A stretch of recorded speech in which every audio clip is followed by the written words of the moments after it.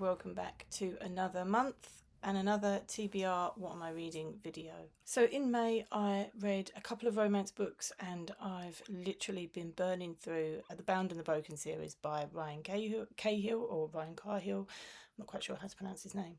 But anyway, so I'm going to review those books first and then I will be talking about the books that I intend to read in June. So the first book that I'm going to talk about, thank goodness for the Fable app because it's all on my phone, and I don't have to try and remember because this book was a while ago. So, and I've read so much fantasy since then that I just wouldn't be able to remember this book. So the first book that I read was Love Letters on Hazel Lane by Jennifer Page, and this was the second book in the Little Board Game Cafe series. I read the Little Board Game Cafe a couple of months ago and I quite enjoyed that book. This book was a little bit of a miss for me in so much as it was a bit like it was a book of two halves. That's what I've said in my review. And while I really liked the side characters in the book and the main male character Raz, I really liked him. He was so sweet. I could not warm to the main female character, who just seemed quite shallow to me. The premise of the book is that she only wants to date men who score highly in a game of Scrabble because Scrabble is her obsession. She loves it. Despite how suitable or unsuitable they seem to be, and Raz seems perfect. He's brilliant, but because she thinks his name is spelled R-A-S, it only scores like a 3 points or something, and so he's deemed unsuitable, despite being the sweetest guy. But it isn't until later that she realises something happens and she realises how wrong she was. But it seems quite shallow to me, and I found that quite frustrating.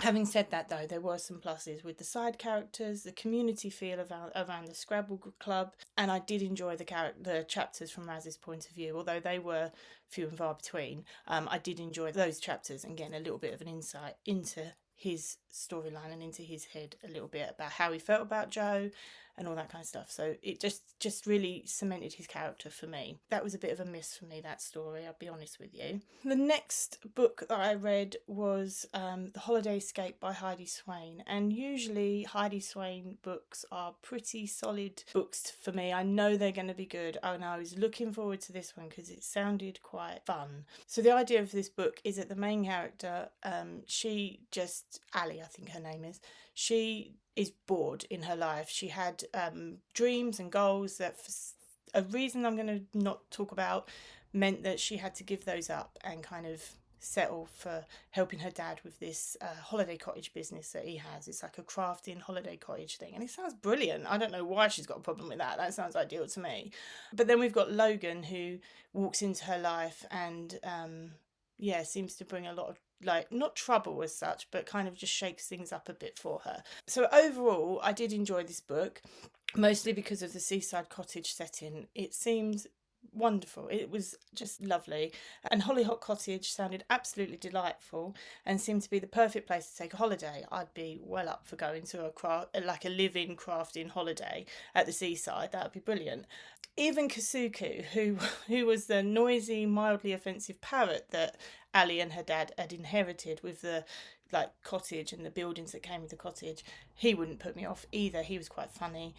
Having owned a parrot before, I can appreciate Ali's feelings towards this bird. But I have to be honest, and it was a shock because Heidi Swain's books are usually no spice. I was a bit shocked to see that there was some spice in this book, and so that took me back a little bit, and it was quite early on as well, so there was no kind of build up to that spice. That was a bit of a shock, and that's what let it down for me, because it didn't meet my expectations in that respect, because I was expecting quite a cosy, no spice, closed door kind of romance, but it wasn't. That's what let it down for me. But most of the book was brilliant and I really enjoyed it. As I said, the other books that I've read in May were all Ryan Cahill books. I'm burning through the Bound and the Broken series, and I'm not going to go through all of the books and novellas that I read, because I read Of Light and Darkness, I read The Exile, I read The Ice, and I read The Blood That Burns the Winter Snow. The Blood That Burns the Winter Snow is a short story. The Ice and The Exile are novellas that tie into the main series, and Of Darkness and Light, that is the second book in the main series. So what I thought I'd do with that is because it's indie published, I would read the whole series and then review the whole series as part of my indie author book club, because there's so many books and the scope is so huge for this series that I just thought, rather than like having these videos be like half an hour, 20 minutes long because I'm talking about those books, I might just keep those books and just review the whole series later, because I need to talk about these books. These books are amazing. With that in mind, let's move on to June and talk about what I am reading in June. So there's two main books that I want to read in June. The first one is Obsidian Murders by Nicole Broner. That's an urban fantasy. I started reading it. I don't tend to read urban fantasy, but I have to say, with only a few pages in, I am quite enjoying it. But this is, again, Obsidian Murders is this is the first book in a trilogy. So what I thought I'd do, because I intend to read the whole trilogy, I will probably do that whole series as a review, all of those three books in a indie author book club review video, because then I wouldn't have to do 3 videos. I could just talk about them once as a whole series. So I'll be doing that as well. That will probably be more like July rather than June. But yeah, I do intend to read the trilogy, but I'm starting with Obsidian Murders, obviously. Quite enjoying it so far, so that's good. Yeah, so I look forward to reading the other two books in that series and getting back to you on what I thought about those. The next book that I intend to read this month is called Of War and Ruin, which is the 3rd book in the Bound and Broken series by Ryan Cahill. That's a long book, so I suspect that after I finished Obsidian Murders, most of June will then be taken up reading that book, because although I enjoy it and although I can sit down for ages and read it, I mean, literally when I read these books, everything else sort of like goes from my mind. Like, I forget I need to clean my house, I forget I need to write, I forget everything, because they're so immersive. But more about that in another video. Gotta stop talking about it. See, I'm so excited about these books, I can't shut up. But then if I do finish Of War and Ruin, I will be going on to Of Empires and Dust, which is the 4th and the most recently published book in the Bound and Broken series. But I don't think that I'll be getting to that this month, because obviously work, writing, I'm getting back into my own writing, so I want to put priority to that as well.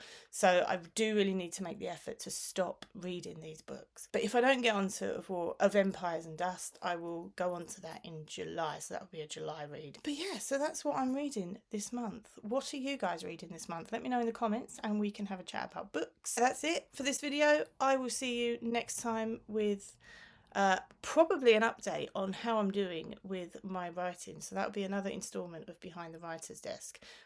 Don't know when, maybe next week. So watch your space, and I will see you later. Have a great week. Bye.